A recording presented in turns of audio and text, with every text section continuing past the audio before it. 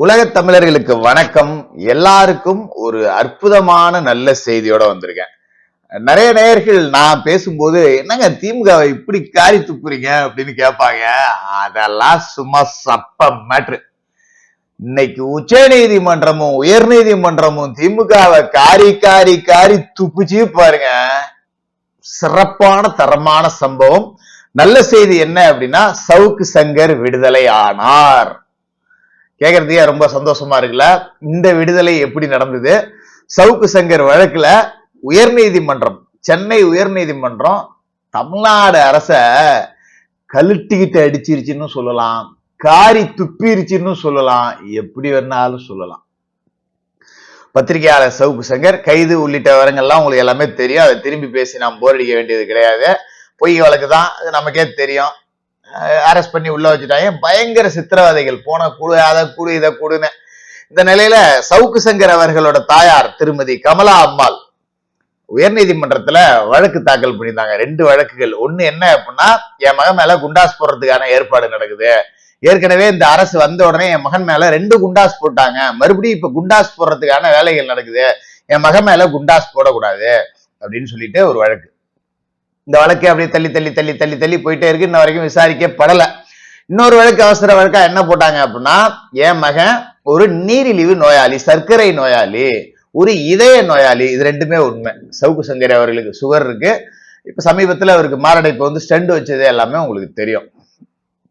இதனால என் மகனுக்கு நான் வைத்தியம் பார்க்க வேண்டியது இருக்கு, போலீஸ் தேவையில்லாத கேஸ் போட்டு வைக்கிறாங்க, அவனுக்கு ஜாமீன் கொடுங்க, வைத்தியம் பார்க்கணும் அப்படின்னு சொல்லிட்டு போட்டிருந்தாங்க. இந்த வழக்கு இன்னைக்கு விசாரணைக்கு வந்துருச்சு. நீதிமன்றம் கேட்ட கேள்வி என்ன தெரியுங்களா? உண்மையிலேயே சொல்றேங்க, வெக்கம், மானம், ரோசம், சூடு, சொரணை இது எதுவுமே திமுகங்களுக்கு இருக்காது. அது வேற விஷயம். இருந்தா தூக்கு போட்டுக்கிட்டு தொங்கி போகணும். அப்படி கேட்டுச்சு உயர் நீதிமன்றம்.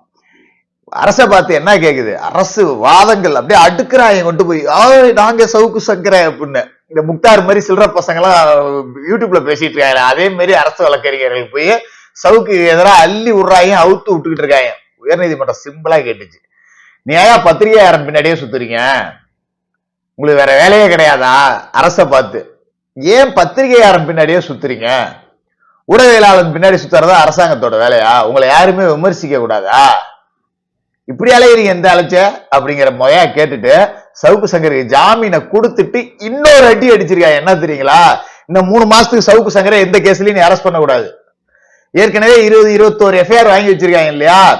அந்த வழக்கு எல்லாத்திலையும் 3 மாசத்துக்கு, இன்னையில இருந்து 3 மாசத்துக்கு 90 நாட்களுக்கு சவுக்கு சங்கரை கைது செய்ய கூடாது அப்படின்னு ஒரு இடைக்கால நிவாரணத்தையும் தூக்கி போட்டாங்க. இந்த வழக்குல என்ன தெரியும்னா, ஜட்ஜிக்கு தெரியும் இன்னைக்கு பெயில் கொடுத்துருவோம், ஜெயில இருந்து வர்றதுக்கு ஃபார்மாலிட்டி ஒரு 1 hour ஆகும். அந்த 1 hourல எவங்கிட்டயாவது சவுக்கு வந்து மிரட்டி பணம் வாங்கினான்னு கேஸ் வாங்கி இவங்க மறுபடியும் உள்ள பிடிச்சி போட்டுருவாங்க அப்படிங்கிறது நீதிபதிகளுக்கு நல்லாவே தெரிஞ்சிருக்கு. அதனாலதான் சவுக்கு மீதான பழைய வழக்குகள் எதுலையுமே சவுக்கை கைது செய்யக்கூடாது. பழைய வழக்குகள்னா எப்படி? இந்த டேட் வரைக்கும் பதிவு செய்யப்பட்ட எந்த வழக்கா இருந்தாலும் இதுக்கு மேல சவுக்கு வெளியில வந்து அவர் மேல ஏதாவது கேஸ் போடுவாங்கன்னா அது சாத்தியம் இல்லை. ஏன்னா நீங்க பொய் கேஸ் நிறைய போடுவாங்க, சாத்தியம் எல்லாம். இதுக்கு மேல கோர்ட் கழட்டிட்டு அடிச்சிருன்னு அவங்களே நல்லா தெரியும்.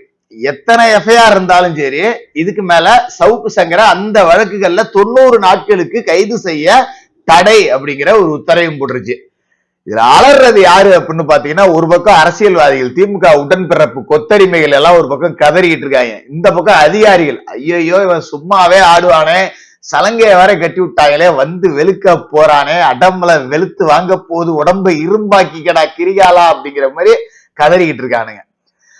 இந்த 2 பேரும் இல்லாம ஒரு பக்கம் அரசியல்வாதிகள், ஒரு பக்கம் அதிகாரிகள், இன்னொரு பக்கம் இந்த முக்தார் மாதிரி சில்லற பொறுக்கி பழைய எங்கேயாவது எச்சிலும்பு கிடைச்சதுன்னா போதும் சவுக்க கடிக்கலான்னு கிளம்பி வந்துடுறது. ஒரு 500 ரூபா கொடுத்தா போதும், 200 ரூபா கொடுத்தா போதும்.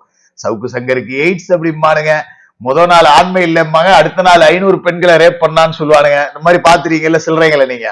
இவனுங்க எல்லாமே வைத்தறிச்சல்ல இருக்கானுங்க. நம்ம வேற ஓவரா பேசிட்டோமே, வெளியில வந்து நம்ம பர்சனல் அவுத்து விட்டானா மாறி போவுமே, என்ன பண்றது அப்படின்னு தெரியாம கதறிக்கிட்டு இருக்காங்க. அப்படி ஒரு அற்புதமான தீர்ப்பு. மிரட்டலுக்கு பத்திரிகையாளர்கள் அஞ்ச வேண்டியதில்லை அப்படிங்கிற ஒரு வரலாற்று சிறப்பு மிக்க ஒரு உத்தரவு அப்படிங்கறதா இன்னைக்கு நீதிமன்றம் கொடுத்திருக்கு. ஏயா ஜோர்னலிஸ்ட் பின்னாடியே அலையிறீங்க? எதிர்கட்சிகள் உங்களை சட்டமன்றத்துல விமர்சிக்கிறது இல்லையா? அது மாதிரி நினைச்சிட்டு போங்கயா.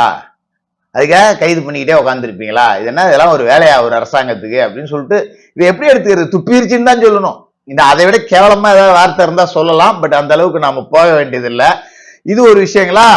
இதுக்கு முன்னாடி இன்னைக்கு உச்சநீதிமன்றம், டெல்லி உச்சநீதிமன்றம் சவுக்கு சங்கர் அவர்களுக்கு ஆதரவா ஒரு தீர்ப்பு கொடுத்திருக்கு. அது என்னன்னா, இந்த 7 கிணறு காவல் நிலையத்தில இருந்து சம்மன் வந்தப்ப போனப்ப சவுக்கு வந்து ஒரு பெயில் எடுத்துட்டு போறாப்ல, இந்த மாதிரி வந்திருக்கு அப்படின்னு சொல்லிட்டு. அப்ப உயர்நீதிமன்றத்துல ஒரு அமர்வு என்ன சொன்னுச்சுன்னா, சவுக்கு மீது 21 எஃப்ஐஆர் இருக்குன்னு காவல்துறை தெரிவிக்குது.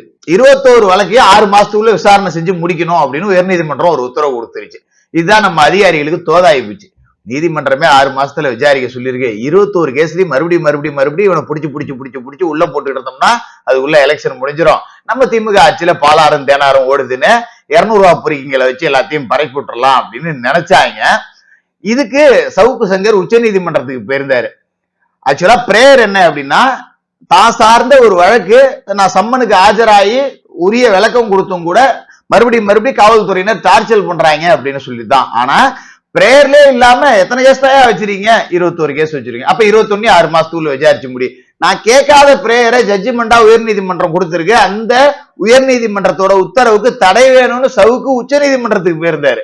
அந்த வழக்கும் இன்னைக்கு உச்ச நீதிமன்றத்துல விசாரணைக்கு வந்து சென்னை உயர்நீதிமன்றத்தோட உத்தரவுக்கு இடைக்கால தடை அப்படிங்கறதையும் போட்டாங்க. அப்ப இந்த பக்கம் உயர்நீதிமன்றம் அரசை கழட்டிக்கிட்டு அடிச்சிருச்சு. உச்ச நீதிமன்றம் சவுக்குக்கு எதிரான உயர்நீதிமன்றம் முன்னாடி கொடுத்த தீர்ப்பு இருக்குல்ல, அதோட கதவை அடைச்சிருச்சு.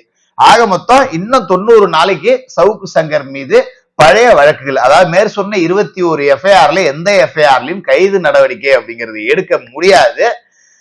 இவங்க வேணா மேல்முறையீட்டுக்கு போலாம். நிறைய காசு வச்சிருக்காங்கல்ல, இங்க மக்களுக்கு ஏதாவது செய்யணும் அப்படின்னா மட்டும்தான் நிதி இல்லம்மாங்க. அவங்க அப்பனுக்கு பேனா செலவைக்கிறதுக்கு, முகுல் ரோஹித்க்கு 50 லட்சம் கொடுக்கறதுக்கு, சித்தார்த் லூத்ராவுக்கு கொடுக்கறதுக்கு, கபில் சிபிலுக்கு கொடுக்கறதுக்கு, ஹரிசிங் மாணவிக்கு கொடுக்கறதுக்கு எல்லாம் காசு இருக்கும். இதை தூக்கிட்டு ஆனா உச்ச நீதிமன்றத்துக்கு போனாங்கன்னு வச்சுக்கீங்க, இவங்களாவது காரி தான் துப்புனாங்க, அவங்க எல்லாம் கழட்டிக்கிட்டே அடிச்சிருவாங்க. ஏன்னா இந்த வழக்கோட விசாரணை அப்படிங்கிறது உச்ச நீதிமன்றமும் தடை கொடுத்திருக்குங்கிறத வாதமா எடுத்து வைக்க முடியும். அந்த வகையில் சவுக்கு சங்கர் இன்று மாலை அல்லது நாளை காலை ஃபார்மாலிட்டிஸ் முடிச்சு வெளியில வந்துருவார். இனிமே ஆட்டம் வெறித்தனமா இருக்கும். பொழக்கலாம், பொழந்துகிட்டே இருப்போம். திமுகவோட ஆட்சி, அதிகார திமிர் இது அத்தனையும் போகும் வரை, அழிக்கும் வரை தொடர்ந்து குரல் கொடுத்துக்கிட்டே இருப்போம். வெல்கம் அவர் பிரேவ் மேன் சவுக் சங்கர் அவர்களே. தொடர்ந்து பேசுவோம்.